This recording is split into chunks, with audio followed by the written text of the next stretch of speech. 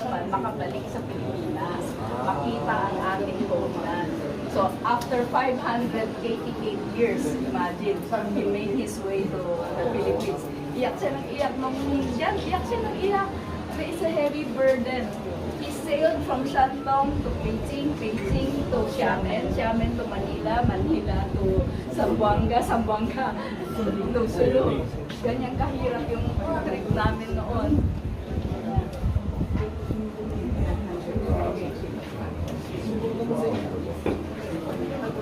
Most of the sources are here in the ancient Chinese annals. Sources of pre-Hispanic history, kinukwento sa Chinese annals. Pati yung kanina yung honesty system, diyan nakasulat sabi, none of our goods are lost, even if we cannot recognize the face of the barbarians. But none of our goods are lost. Sa Cavite po, there's a Sangli Point. Sangli, which is from there. Yung Sangli po, we found out eventually na it came from the Hokkien word Xiongmai. Xiongmai means those who come frequently. Yung mga nagdinegosyo po, the traders. So from there, it was signed, naging Spanish size name, Sangli. That place became Sangli Point. Isa sa mga madalas na daungan ng trade ships. And then ito po is a depiction of the massacre, Chinese massacres. Kasi po, the Spaniards implemented a system of social segregation. So hindi pwede basta-basta makihalubilo ang Spanish with the Chinese, Chinese with the Filipinos and vice versa. So they were basically confined to the Chinese ghetto, Puntawagen, which is called Punta del Parian.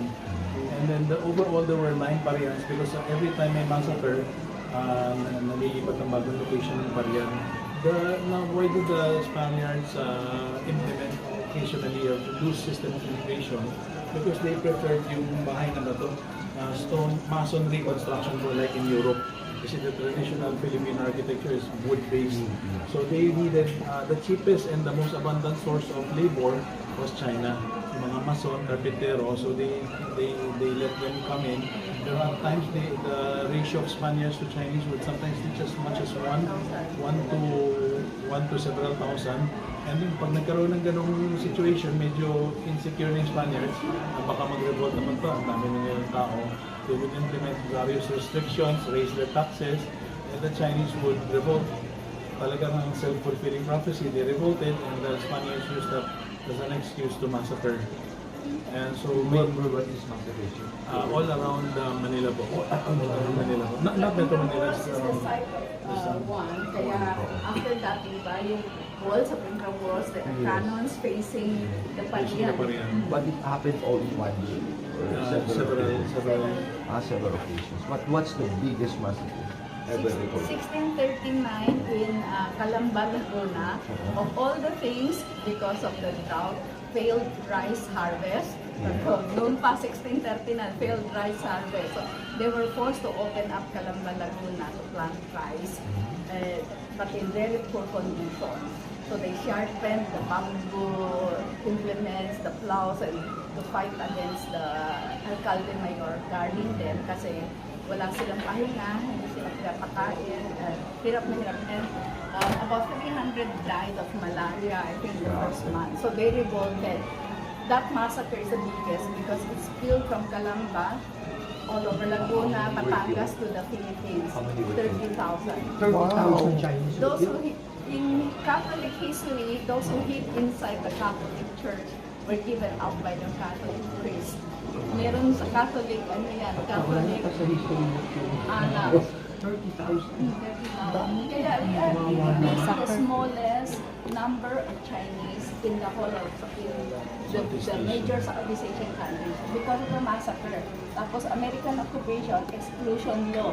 Only merchants and sons of merchants can come to the Philippines. That's why merchant community ang Chinoy kasi wala pa yung laboring class like miners, like plantation workers, farmers kasi only merchants and sons of merchants are allowed to come. So this one is the Manila Acapulco Galleon Trade. So Manila at that point was parang Singapore noon, transshipment point of goods from China to Mexico and then from Mexico onward to Europe and vice versa. And then ang currency at that time was ito yung mga silver tiles. These are imitation. Ito po yung currency at that time which they used to pay for the goods they bought from China. They took it from their South American colonies. So pero nung by and by after a few centuries nag-loosen na yung control nila dahil umaaklas na yung South American colonies, kumukonti na yung silver nila to pay for the imports from China, and some scholars say that that was also one of the reasons that the Ming Dynasty ultimately decided to close down the maritime trade because wala na rin masyadong pagkakakitaan ng silver at that time. Manila was very, very important in tying China to the rest of the world. Kaya Manton de Manila, Manila paper, Manila hemp, lahat galing sa Manila. Tama. Diba? Major Kaya, transshipment Transit na. routes, no, between Asia and the West. And then And like the this rest, po is the Manton de Manila. It's very Original popular yan. in Europe during summer. Yung mga babae po ginagawang shawl. So galing po na China yan, binubordo doon. And then pagdating sa Pilipinas, dinadagdagan ng abak frills. dagdagan ng burloloy. So yung frills na yan sa Manila, sa Philippines po ginagawa bago i-export papunta Europe. Manila hemp. Manila hemp. Kaya Manila. itong drawbridge, nakasara yan sa 6 p.m. PM. Daytime. So this is a small scale model of the Chinese ghetto, the Punta del Parian. And then this one is, these are yung mga depictions dito ng mga wax figures is yung mga early Chinese traders. We base it on historical photographs. So this guy, kasi marami po is illiterate, marami No read, no write. So no read, no write. He wrote letters to China and then he also read letters from China.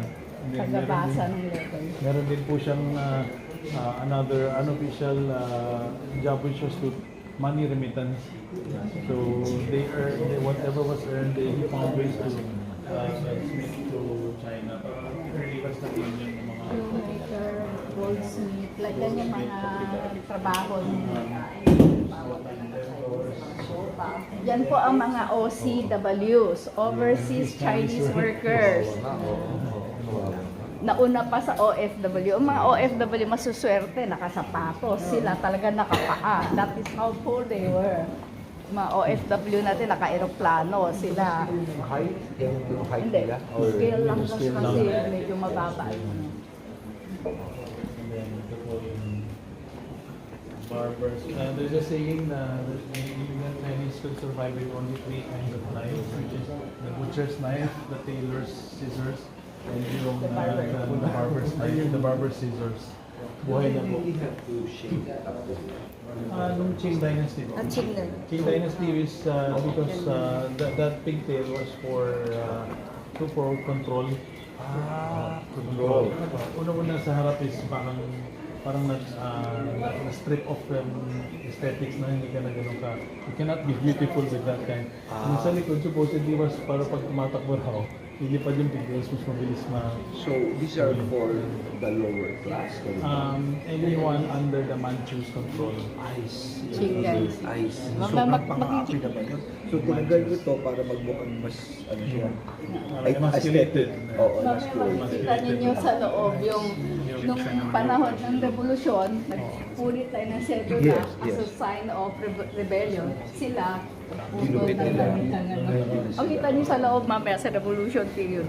Sige. And this Let's is move, yung mga ano, samples ng Tofu ba yan? mga tofu pagkain po, bali na dala ang- nila. How we call it in Tagalog today is basically a transliteration of how it is called in Hokkien. Like Tofu, tokwa, siomai, lumpia. lumpia. So what's the earliest food that is from, are they from, Here we are unique, more homogeneous kasi 90% are from Fujian province, 8% from Guangzhou. The Cantonese is only 8%. Kaya they have to learn to speak Hokkien Ay, also. ganun nangyari. Yes. And ito po yung small scale ng Parian, Punta del Parian. So it's second floor was the living quarters, ground floor was the stores, and then the village in public square.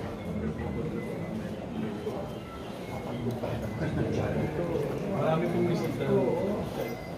And this is a small-scale replica of the San Agustin Church. Bakit po meron? Kasi San Agustin Church was built by Chinese Masons. Just like the entire Intramuros. And then it is the only Catholic church in the world na may mapapansin kayong stone lions. Medyo naluma na po ngayon yung based on lions, pero it's a traditional in Chinese architecture. Kaya laki ng participation. The first book published in the Philippines.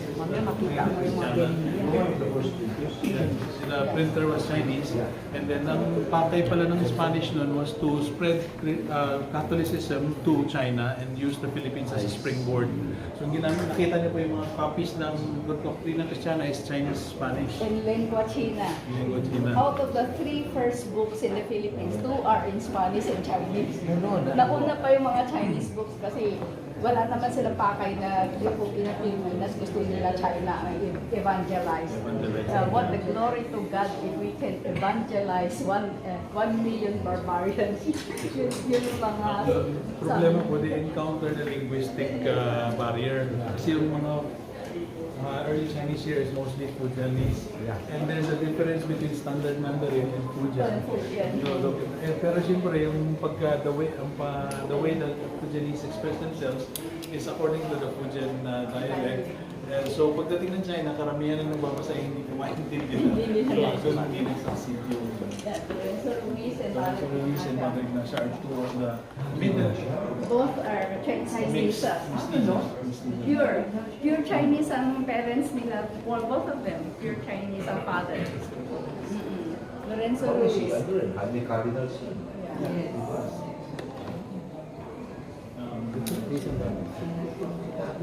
Tagle. His aunt came here, pure Chinese, came here. Here po we can see the religious syncretism, yung influence. Here is yung mga carvings ng mga religious figures.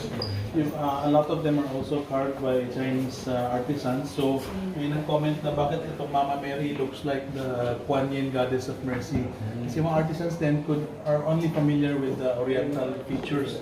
So mas gamay nila yung Asian faces, so that's what they carved. And then dinamitan, naging Jesus, naging Mama Mary.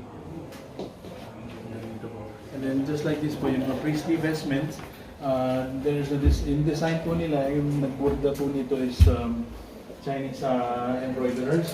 Because you can see yung chrysanthemum, yung lotus flower, these are flowers not native to the Philippines, but they are found in China. And yun yung alam nila per their skill, per their experience, yun yung alam nila iborda. So that's what they made. This is 400 plus years old, and it was by San Agustin Church. 400 plus years old. And then dito po is yung mga makikita niyo yung mga tombstones. Bakit po may tombstones? Kanina po nabanggit natin yung barter trade. So pag magko-collect na po ng goods yung Chinese ships, they came here in empty ships, pero hindi po pwedeng completely empty. Hindi stable yung ships, so they needed stone ballasts. And Fujian province being a rich source of granite and marble, they put large marble blocks under the ships as ballast. And then pagdating dito, ibabagsak na yung stones, hindi na nila kailangan, kukunin na yung kargamento. The Spaniards and the Filipinos and the early Chinese realized na, good quality stone pala to. The Spaniards turned them into pavers, stone pavers. So which paved outside, you could see Intramuros. And were paved with these stones. And then the Chinese carved them up to become tombstones. Well, good quality tombstones, granite, marble. Kaya po nag-build China. And this here, Spanish Revolution, these are what 6th generation mixed Chinese, Spanish, Filipino. His early grandfather was named Hua. And then the Gomburza were also mixed Chinese, Spanish, Filipino heritage. So ito sila yung mga medyo middle class na.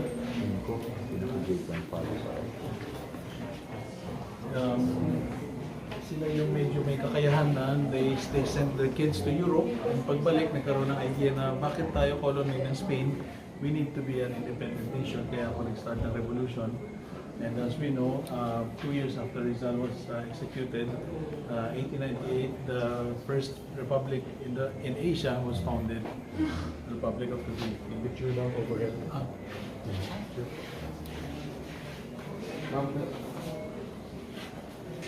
Continue po. One picks up. Sige.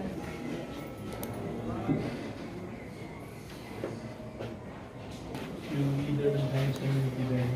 So marami po siyang roles. One of his roles was the unofficial, kasi wala pang foreign relations, the unofficial ambassador of China to the Philippines. And then also, he collected taxes on behalf of the Spanish government from the Chinese community. And then pag may complaints po si Chinese community towards the Spanish government, siya rin po yung go-between. So medyo mahirap po, high ranking pero mahirap po yung position niya because both sides did not trust him. The Chinese did not trust him totally, the Spaniards also did not trust him totally. The Chinese said, you're collecting on behalf of the Spaniards, tao ka nila, and vice versa. And then nagkaroon po ng mga Chinese schools, Chinese cemetery, kasi po ang patakaran natin is if you're not baptized, you cannot go to a Catholic school, you cannot be buried in a Catholic cemetery. So, kailangan magkalap ng pondo para bumili ng sariling cemetery sa early Chinese. And then this here is the Saris Tubang. Anglo-Chinese, up to now, it's still existing. Meron po, 100, 1899. 160 year this year. Up to now, meron Ah, pa. nandiyan pa. malapit po sa Lucky Chinatown.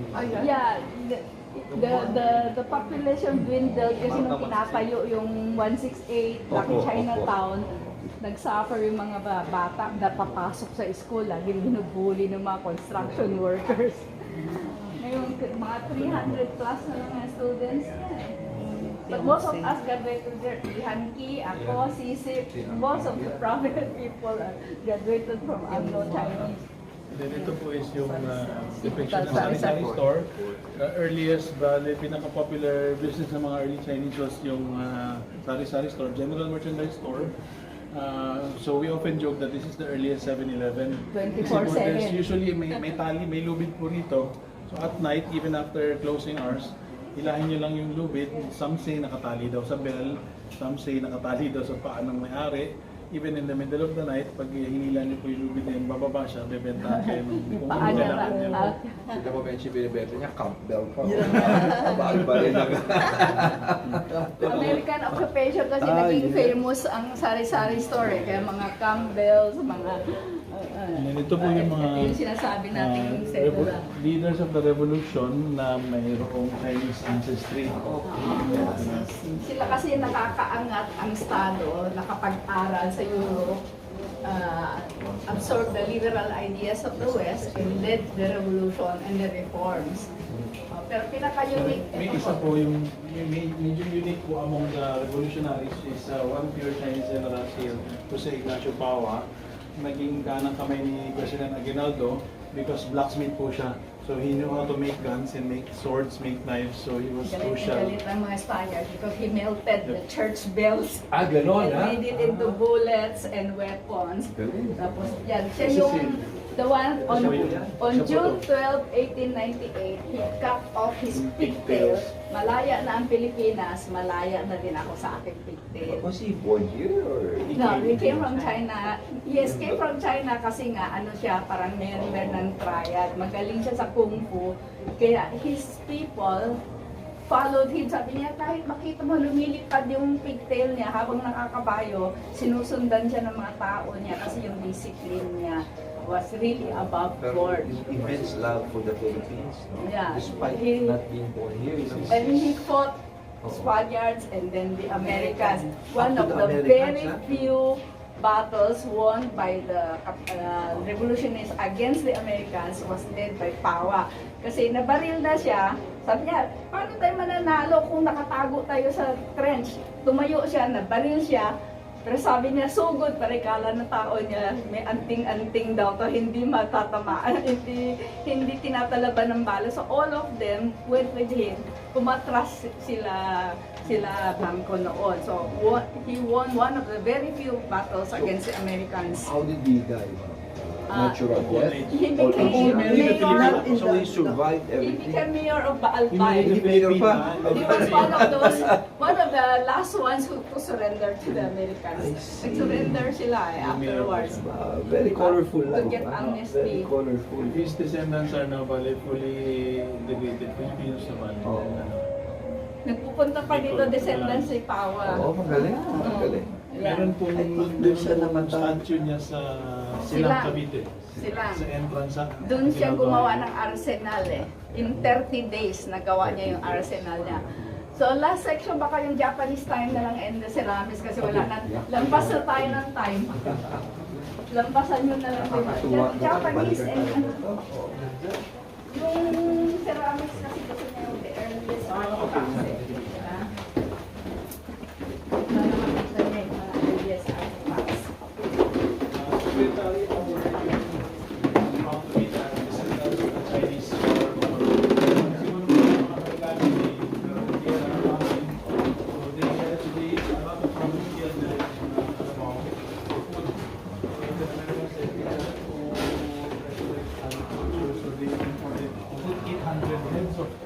They were asking for 3,000 then sabi ng time na we cannot achieve it. Mauubos yung 300 sets of the Carabao. Ito po is yung usual mestizo, Chinese mestizo. What's the province that is most influenced by Chinese?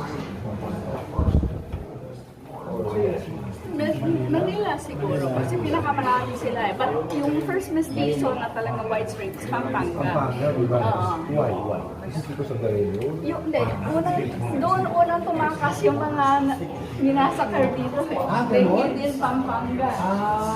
Kasi ano yung Spanish? Yeah. Hispanize. Yeah. Which was established in 1920 to help the Chinese business community. This is the diorama of what Chinatown looked like back then. Dito po yung Bureau of Immigration. Diba, dati, puro kalesa pa rin puro araw eh. Diba? Ang 70s, puro kalesa. Yeah. Kaya wala pang masyadong transportation. Yeah. Dito po is yung mga few famous mga Chinese enterprises. This is because of the Retail Trade Nationalization Act. So napilitan mag-diversify yung mga Chinese. Hindi na pwede sila mag-retail sa sari-sari store. They have to diversify yung tobacco, banking, distillation of spirits. Dito tayo sa Japanese section. And then ito po yung PCR kung tawagin, dati po, Landing Certificate of Residence. Yun po yung pinaka-basis ng legal immigration sa Pilipinas. This is what Binondo looked like Shared misery. during the American bombing. That's the benchmark. Itong simbahan, no? Ito yung plaza banda, no? Binondo Church. Wow. May mga pictures kami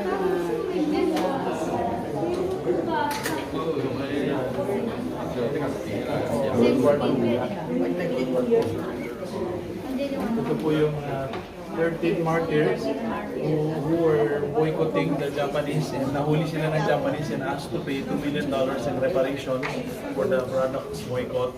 And ayaw nila magbayad, so they were massacred on the spot. They were all killed at the Chinese cemetery. Doon, ha? So saan po nila sa Manila? Yeah, Chinese cemetery, the leaders of the boycott Japanese movement. All of them are Chinese.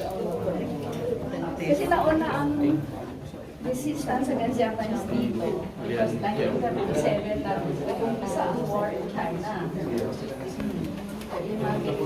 Chinese guerrillas. So, yung mga Chinese at that time here, they also organized themselves into guerrilla units. They were called the Huachi guerrillas. So 6 guerrilla groups, no? The Huachi, the Kawon, the Veterans Association. and there are some One of the markers important to kasi Balete Pass eh. They treat, talagang hinano nila assault mission sa Santa Fe Trail. Umabot sila hanggang dyan. So, it's to help the American troops to open up na i-cut off nila yung retreat ng mga Japanese so that the American troops can advance. This is yung